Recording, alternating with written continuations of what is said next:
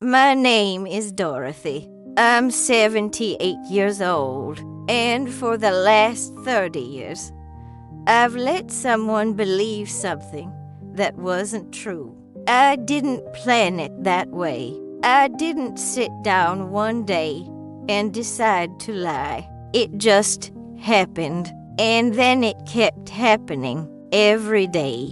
Every phone call, every birthday card, every Christmas, until it became the thing between us that neither of us ever named. I need to tell you about my sister, Helen. She's 5 years younger than me. We grew up in the same house, shared the same bedroom until I was 16. We fought over everything: clothes, the bathroom, who got to sit by the window on long car rides. But we were close, the way sisters are when the world outside doesn't make sense yet. Helen got married young, 22, to a man named Frank who worked at the plant and had kind eyes and a steady job. Everyone said she was lucky. I was 27, still single, still living at home, still figuring out what my life was supposed to look like. I remember the wedding, small church, Helen in our mother's dress, altered to fit. I stood beside her as maid of honor, and I smiled the whole time, the way you're supposed to. But I remember looking at Frank during the vows, and I remember thinking, just for a second, I wish that were me, not marrying Frank. I didn't love him. I barely knew him. But I wanted what Helen had, the certainty, the plan, someone to come home to. I wanted to feel chosen. A year later, I met Richard. He was older, divorced, worked in sales. He wasn't like the other men I dated. He didn't make promises he couldn't keep. He didn't talk about the future unless it was something we could both see clearly. We dated for 2 years before he asked me to marry him. I said yes. Helen was thrilled. She threw me a little engagement party at her house. Frank grilled hamburgers in the backyard. I remember Helen pulling me aside in the kitchen and hugging me so tight I could barely breathe. She said, "I'm so happy you found someone, Dot." I was starting to worry. I laughed. I told her I was fine, that I wasn't in a hurry. But the truth is, I had been in a hurry. I had been watching her for 2 years, watching her build a life, watching her become someone's wife, and then someone's mother. And I wanted that so badly I could barely stand it. Richard and I got married 6 months later. It was a nice wedding, smaller than Helen's, but nice. We honeymooned in Florida. When we got back, we moved into a little house on the south side of town. Helen came over to help me unpack. She brought a casserole and a bottle of wine, and we sat on the floor of my new kitchen, eating off paper plates because I hadn't unpacked the dishes yet. And she said something I'll never forget. She said, "You know, Dot, I always envied you." I looked at her. "What? You were always so independent," she said. "You didn't need anyone. You figured things out on your own." I always wished I could be more like that. I didn't know what to say, because it wasn't true. I wasn't independent. I was afraid. I was waiting. I was watching everyone else live their lives and wondering why mine hadn't started yet. But I didn't say that. I just smiled and poured us more wine and changed the subject. That was the first time I let her believe something that wasn't real.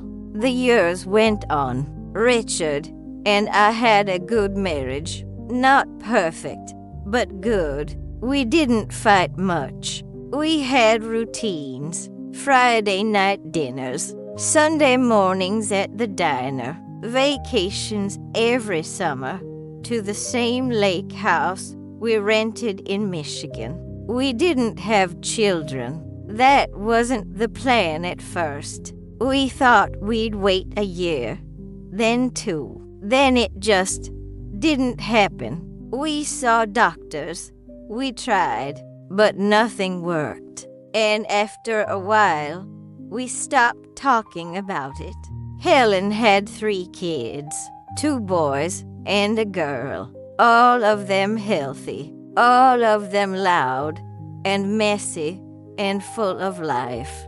I loved them. I really did. I showed up to every birthday party, every school play, every baseball game. I sent cards. I babysat when Helen needed a break. But every time I walked into her house, I felt it, that ache, that quiet voice that said, "This should have been yours too." One afternoon, Helen and I were sitting on her back porch while the kids played in the yard. She was tired.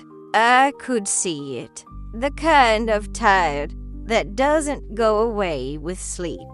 She looked at me and said, "You're so lucky, Dot." I turned to her. "What do you mean?"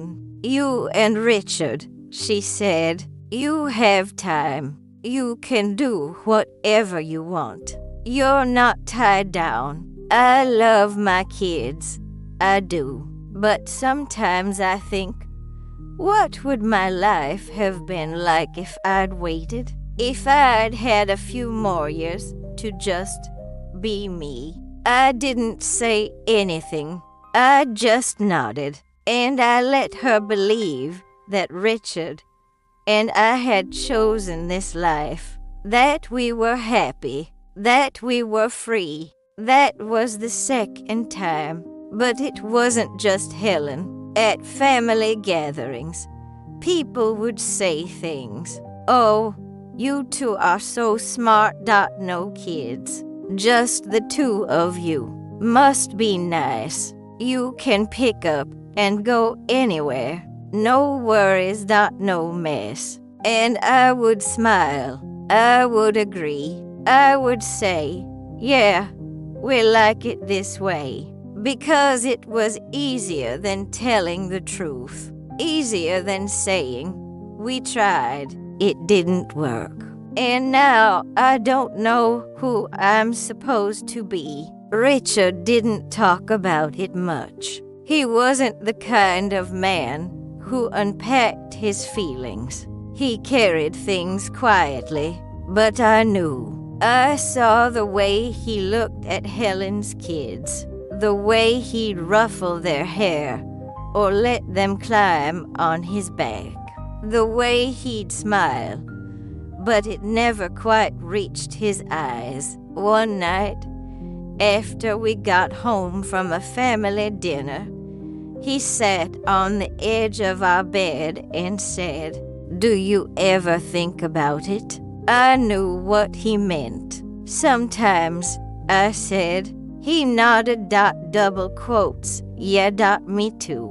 And that was it. We never talked about it again. Years passed. Richard retired. I kept working part-time at the library. We settled into a quieter rhythm. Helen's kids grew up. They went to college, got married, had kids of their own. and Helen became a grandmother. She was good at it, the same way she'd been good at being a mother. Natural. Warm, always ready with a hug or a cookie or a story. I watched from the outside, still smiling, still showing up, still letting everyone believe I was fine. 5 years ago, Richard got sick. It started small, a cough that wouldn't go away. Then the tests, then the diagnosis, lung cancer. We fought it. He fought it. But it spread faster than anyone expected. He died 8 months later. Helen was there. She came to the hospital. She sat with me. She held my hand when the doctor said there was nothing more they could do. And after Richard died, she stayed. She helped me plan the funeral. She sorted through his things. She made sure I ate. She called me every day. She said, "You don't have to do this alone, Dot. I'm here." And I was grateful. But I also felt something else, guilt. Because for 30 years, I'd let her believe a version of me that wasn't real. I'd let her think I was independent. Strong. Content. I'd let her envy a life that I'd spent decades wishing was different. And now, sitting in my empty house, sorting through Richard's clothes, I realized she didn't really know me at all.